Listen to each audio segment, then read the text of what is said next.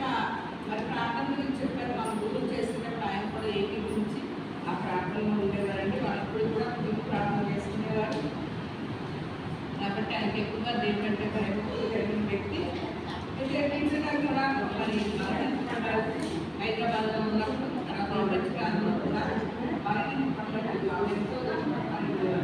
వాటిని చదువుకుంటూ ఉండేవారు. కేంద్రంలో 50 ఈ వాక్యమే ఆ వేదంలో నేనేమైపోతాను చాలా బాధపడింది. ఈ వాక్యం అంటే ఈ వాక్యమే నన్ను బ్రతికించండి. బాధలతో సమానం ఆ వాక్యం చదివేటప్పుడు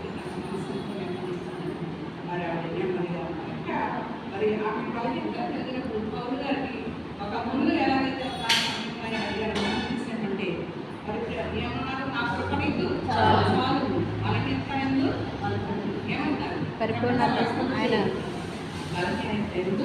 నా శక్తి